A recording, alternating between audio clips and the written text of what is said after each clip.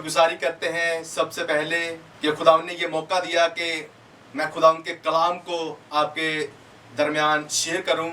मैं खुदावंद की शुक्रगुजारी करता हूं। सेकेंडली मैं शुक्रगुजार हूं फजल टीवी का कि पास्टर इमरान फजल ने ये मौका दिया कि मैं खुदावंद का कलाम सुना सकूं उनके प्लेटफॉर्म पर। मैं उनकी शुक्रगुजारी करता हूं और सारी फजल टीम की मैं तहे दिल से शुक्रगुजारी करता हूं। और मैं सेकेंडली शुक्रगुजार हूँ खुदा के जिंदा नाम का, क्योंकि खुदावंद हमें ये मौके फ्राहम करता है कि हम उसके नाम को इस्तजलाल दे सकें और उसके कलाम को आगे फैला सकें। मेरा ताल्लुक क्राइस्ट पाकिस्तान चर्च से है और मेरे जो सरबराह हैं बिशप जकूब पॉल साहब हैं और मैं जिनके साथ खिदमत कर रहा हूँ उनका नाम पास्टर विकास सलामत साहब हैं। आए खुदावंद के कलाम में से देखेंगे इब्रानियों 11वां बाब और उसकी पहली आयत को। अब ईमान उम्मीद की हुई चीज़ों का इत्मीनान और अनदेखी चीज़ों का सबूत है। कलाम खुदा का पढ़ा सुना जाना हम तमाम जानों के लिए बाइस बरकत ठहरे। खुदा उनकी शुक्रगुजारी करते हैं और खुदा उनका कलाम फरमाता है, खुदा के कलाम के अंदर लिखा है कि घास सूख जाएगी, फूल गिर जाएगा, लेकिन खुदावंद का कलाम अब तक कायम रहेगा। बेशक खुदावंद का कलाम अब तक कायम रहता है। पूरी दुनिया की चीजें तबाह बर्बाद हो सकती हैं, पूरी दुनिया की चीजें इस दुनिया से फना हो सकती हैं, लेकिन मेरे और आपके खुदावंद यीशु मसीह का कलाम अब तक कायम रहेगा, क्योंकि ये उसका वादा है। उसके कलाम के अंदर ये दर्ज है, क्योंकि खुदा का कलाम कभी जो है अपने वादों से नहीं फिरता। खुदा का कलाम बरहक है और जो खुदा के कलाम के अंदर लिखा है वो हमेशा होता है। और यहाँ हमने सुना है खुदा के कलाम के अंदर लिखा है कि ईमान अनदेखी चीजों का सबूत है। बेशक खुदा के कलाम के अंदर हमने सुना है कि ईमान अनदेखी चीजों का सबूत है। ईमान का मतलब क्या है? ईमान की डेफिनेशन क्या है? ईमान का मतलब है खुदा के कहे हुए कलाम और उसके किए हुए कामों को कबूल कर लेना, उसे मान लेना, उसे तस्लीम कर लेना, उस पर भरोसा रखना, इत्तेकाद कर लेना कि ये काम खुदावंद यीशु मसीह ने हमारे लिए किए हैं। ये ईमान कहलाता है। मैंने और आपने कभी खुदावंद यीशु मसीह को रूबरू नहीं देखा, जैसे कि हम एक दूसरे को देख रहे हैं, इस तरह से हमने कभी खुदावंद यीशु मसीह को नहीं देखा। लेकिन हमारा ईमान ये है, हमारा तवक्कल ये है, हमारा भरोसा ये है, हमारा यकीन ये है कि कोई एक ऐसी हस्ती है जो मौजज़ात करती है। कोई एक ऐसी हस्ती है जिसके वसीला से अंधे देखते हैं, लंगड़े चलते हैं, बहरे सुनना शुरू हो जाते हैं, कोड़ी पाक और साफ होते हैं। कोई एक ऐसी हस्ती है जिसके वसीला से मुर्दे जिंदा हो जाते हैं, और उस हस्ती का नाम क्या है? खुदावंद यीशु मसीह। और खुदा के कलाम के अंदर लिखा है कि खुदा ने उसे ऐसा सरफराज किया और उसे वो नाम बख्शा जो सब नामों से आला है, ताकि हर एक घुटना उसके आगे झुके, ख्वाह आसमानियों का हो, ख्वाह जमीनियों का हो, ख्वाह जमीन के नीचे, हर एक घुटना उसके आगे झुके, क्योंकि उसके एक आला नाम बख्शा गया। और अगर हम देखें इमाल 4 बाब उसकी 12वीं आयत के अंदर, तो खुदा के कलाम के अंदर लिखा है कि आसमान के तले आदमियों को कोई दूसरा नाम नहीं बख्शा गया जिसका वसीला से हम निजात पा सके। हमारी निजात हमारा खुदावंद यीशु मसीह है।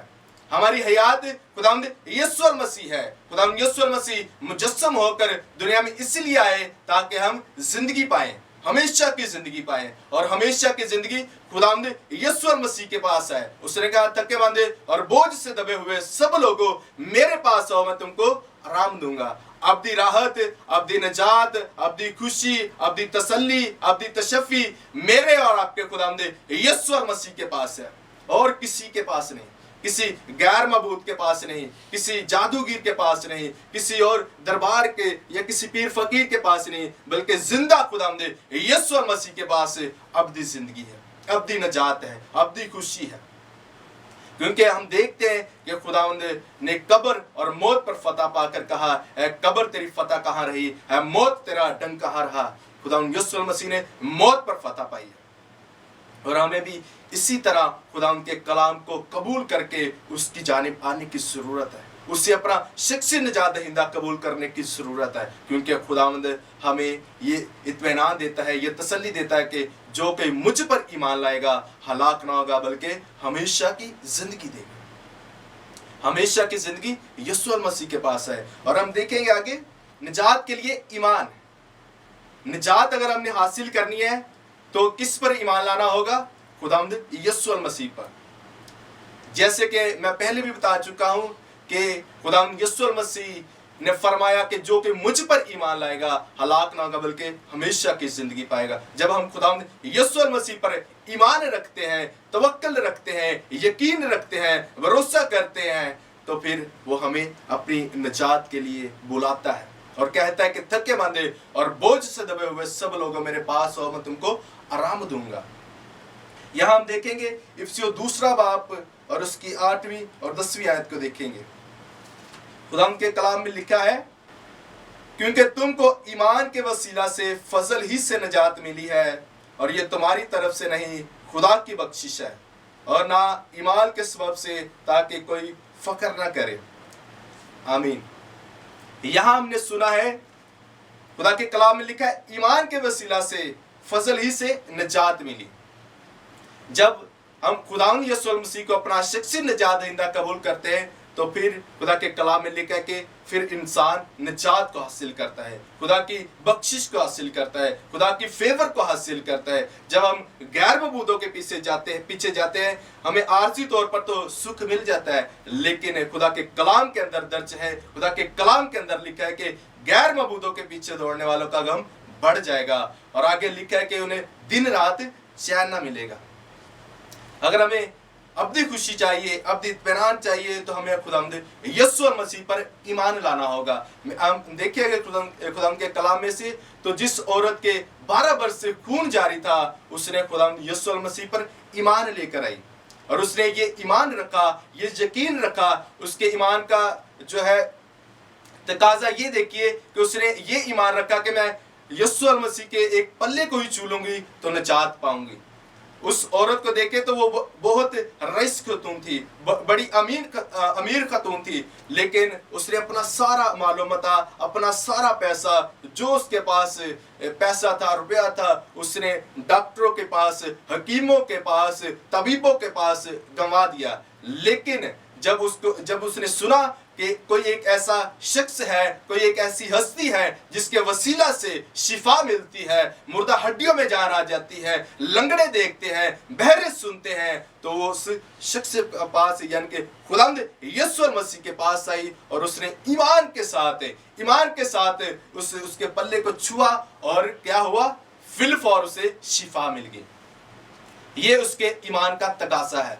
आज मेरे अजीजों, हमें इस तरह का ईमान रखने की ज़रूरत है। हमें भी इस तरह से ईमान रखने की ज़रूरत है ताकि हमारा ये ईमान हो कि खुदावंद यीशु मसीह हमें बचाने की कुदरत रखता है। आज हम देखते हैं कि ये वबा जो पूरी दुनिया के अंदर, पूरे वर्ल्ड में फैली हुई है, हमारा ईमान ये होना चाहिए कि खुदावंद यीशु मसीह हमें बचाने की कुदरत रखता है। बेशक खुदा के कलाम में ये भी लिखा है कि रूह से भी चलो और अक्ल से भी। हमें जो दुनियावी जो हुकूमत ने हमें SOPs दिया है उस पर भी हमें अमल करने की ज़रूरत है, लेकिन हमें खुदा के कलाम पर भी तवक्कल रखने की ज़रूरत है। ये नहीं कि हम रूह से चलते रहें और अक्ल से ना चलें। अगर अक्ल से चले हैं तो रूह से ना चलें। हमें रूह से भी चलना है और अक्ल से भी चलना है, ताकि खुदा के कलाम तो जब खुदा का कलाम पूरा होता है तो वो हमारी जिंदगियों के अंदर काम करता है।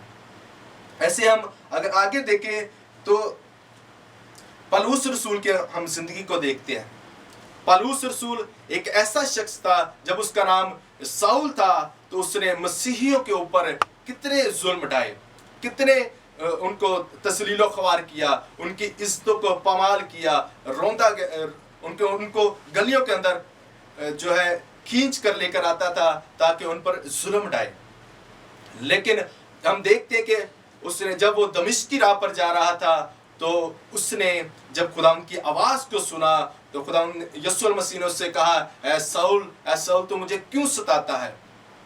जब उसने खुदावंद यीशु मसीह की आवाज़ को सुना तो उस पर ईमान ले आया।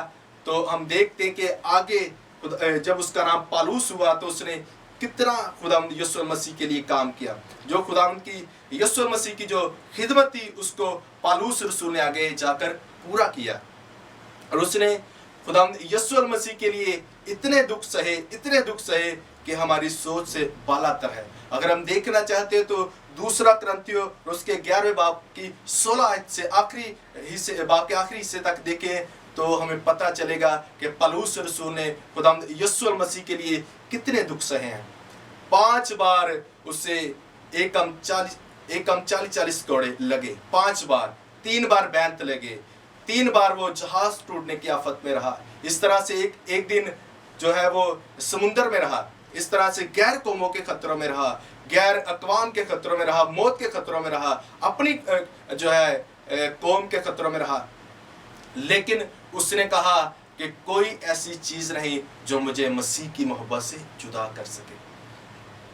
चाहे हाल की चीजें हो, चाहे इस्तकबाल की चीजें हो, ना कोई तलवार उसे मसीह की मोहब्बत से जुदा कर सकी। ना उसने कहा मौत और ना जिंदगी, ना भूख, ना प्यास, ना तंगी, ना दस्ती, ना खुशी, ना गमी, कोई चीज मुझे मसीह की मोहब्बत से जुदा नहीं कर सकती। उसने कहा अब मैं जिंदा ना रहा बल्कि मसीह मुझ में जिंदा है। ये उसकी मोहब्बत का तकाजा है कि उसने खुदावंद यीशु मसीह को इस तरह से कबूल कर लिया कि फिर उसे मौत से डरना लगा, बल्कि वो खुदावंद यीशु मसीह को अपने अंदर लेता गया। उसने कहा अब मैं जिंदा ना रहा बल्कि मसीह मुझ में जिंदा है। हमें भी मेरे अजीजों इसी तरह खुदावंद के नाम में खुदावंद को कबूल करने की ज़रूरत है कि जब हम देखते कि हम पर कोई हमको प्रेशराइज करे तो हम खुदावंद को छोड़ देते हैं, खुदावंद से दूर चले जाते हैं। चाहे दुनियावी ऐसी ज़रूरतें हो, चाहे जो है दुनियावी ऐसे काम हो जिनकी वजह से हम प्रेशराइज होकर खुदावंद को छोड़ देते हैं, ऐसा हमें हरगिज़ नहीं करना।